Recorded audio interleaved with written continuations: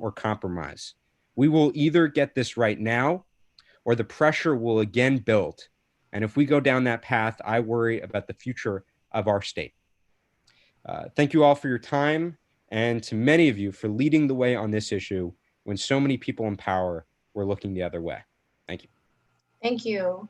Next, Mr. Gregory Jackson.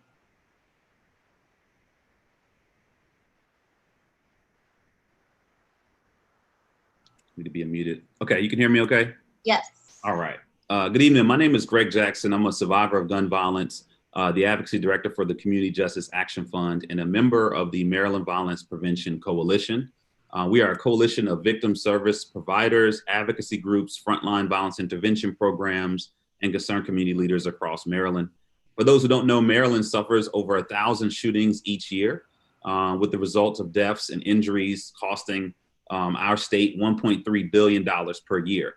And despite this enormous cost, community-based solutions are underfunded and under-supported beyond policing.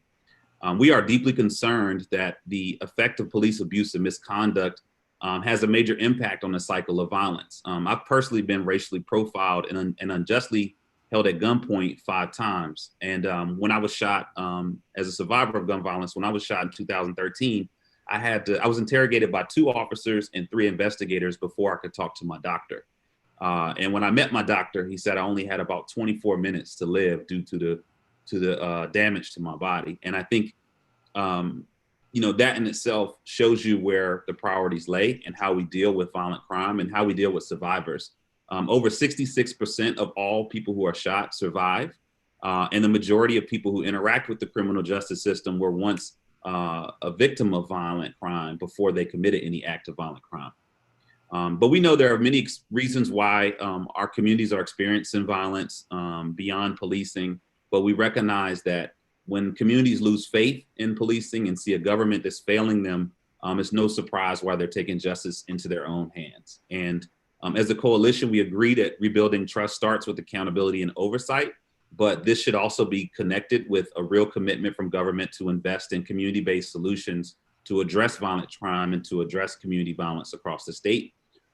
We know this doesn't happen by accident, but we also recognize that the real solutions to addressing violence and violent crime is by empowering communities and community-based solutions. In Maryland, we once passed the Violence Intervention and Prevention Program effort, which funded efforts like Safe Streets, ROCA Incorporated, hospital-based violence intervention programs, restorative justice efforts, and more. But this past year, we saw that funding was vetoed, and we're watching these same community-based organizations struggling to survive while we're turning around and watching police budgets thrive.